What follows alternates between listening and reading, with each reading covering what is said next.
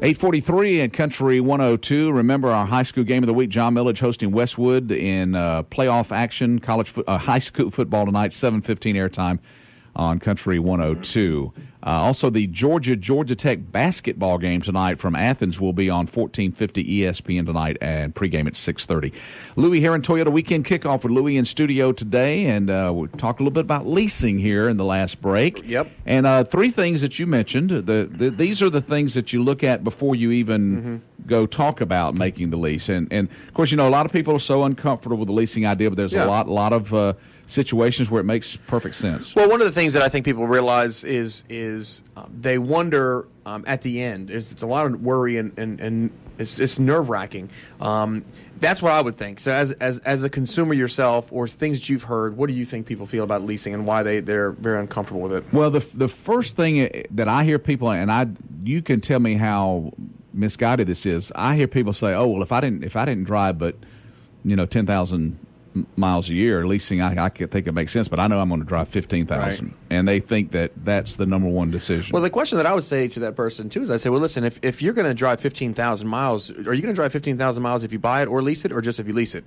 Yeah, I'm going to drive 15,000. You're going to drive it anyway, right? Okay, yeah. so as long as we both know that you're going to drive 15,000 regardless, it doesn't matter if you buy it or you lease it. Now that's what stumps everybody. I just said said that the miles don't matter. Right, you did. And people just say, "What? I thought there's 15 Everything cents a mile." Yep. Okay, so let me get into that so you understand. The when you have a lease vehicle, I told you three questions: do I love the car? Can I afford the car? And can I get out of it without getting hurt? At the very end of every lease, you have the option to buy the car, sell the car, trade the car, or you can turn the car in, Randy, and walk away. Okay. The advantage of turning the car in and walking away is you have no negative equity. You're not upside down. You're not going to have anything. It doesn't. You walk away. But the only way you can turn a vehicle in is if you have your miles in line. Now, I just said if you drive that many miles, it's not going to matter. So what do I mean? So here's what I'm going to explain. If I buy the car, who gets my car? You do. I do. If I sell the car outright, my lease car to you, Randy, who gets the car? I do. You got it.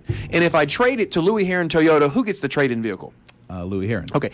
All three scenarios. If I buy it, me. If you bought it, you. And if Louie Herron Toyota gets it, Louie Herron Toyota gets it. All three scenarios, the bank never gets the car. What they do get from me is, if I buy it, is they get a payoff. What they do get from you is you go to your bank and you get a payoff. And what they get from Louie Herron Toyota is a check from the dealership to pay off the car. The bank does not care if you got a gazillion miles, as long as they don't have to remarket the car. So if you buy it, if you sell it, or if you trade it, the bank says you're good. If you give the car back to me, you're bad. I'm going to charge you for the mileage and dents and dings and scratches and so on and so forth.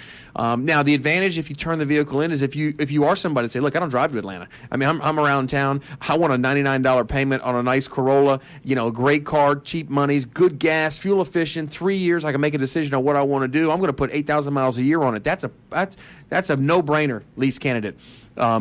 If you're somebody that trades frequently, you're a no-brainer lease candidate. You may say, well, wait a minute, Louie, I drive 20,000 miles a year. Remember something. If you lease a car or you buy it, you still drive 20,000 miles a year. That car will still have 60,000 on it in 3 years. If you trade every 3 or 4 years, that car will still have 60,000 miles on it, which means because you didn't lease it and you bought it and you go to trade the vehicle in, the value of that car is going to be based on the miles, the condition, and how it drives. You have a payoff in a lease. You have a payoff in a purchase. Both of them will equal negative equity with 20,000 miles a year.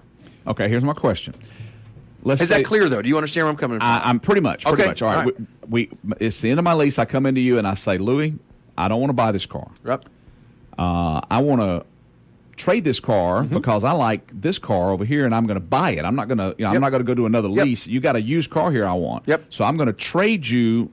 Okay, but I'm 3,000 miles over. Yeah. So what's going to happen is the amount from the trade is going to be what's changed. It's not going to be you're penalized if you walked away. Here's behind the curtain. Here's what the managers are talking about. Right. Randy's got the car, and the first thing we do is say, okay, how many miles is Randy over? Randy's over 1,100 miles. It's 12 cents a mile. Okay, it's $1,400. Is Randy's car nice? Is it clean? It's pristine. There's not a scratch on it. Tires look good. Okay, no excess wear and tear. $1,200. We would rather cut a check for $1,200, park your car back there, and let the bank come get it on your behalf, or we can trade the car in. Okay, we can trade the car in. It's worth 10. You owe 14. Randy's $4,000 upside down, $1,200 on miles, $4,000 on negative equity. I'm going the $1,200 route for Randy and myself. As long as Randy's out of the car and I'm paying the mileage, I'm taking the car from you on trade. Both scenarios. Behind the curtain, you don't know which way I'm doing it. I'm taking care of it. You're trading your car to me. I'll take the car. I'll resolve the car, any disposal fee, any mileage fee. I'm handling all that.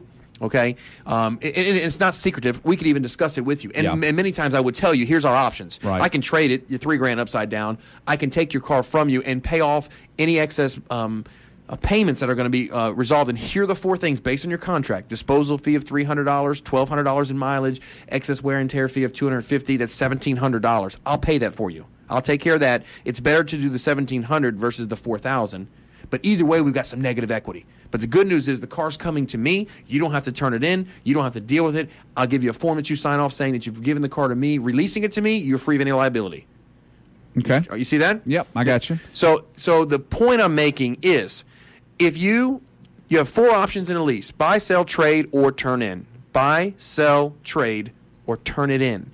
Turning it in is where you have the most exposure if you're a mileage driver. Okay, so if you drive the car and you know you put miles on the car, 18,000 a year, 20,000 miles a year, I would buy it, sell it, or trade it. When we come back, I'll tell you how you sell it. I'll tell you how you buy it. It's very, very easy, and nobody would even know that it's that simple. All right, it's the Louie Herron Toyota Weekend Kickoff on Country 102 WKZR. And we're talking about a lot of different things here. So stay with us here. We'll have some more about leasing and some other ideas here coming up on Country 102. 46 degrees. Here's Blake Shelton.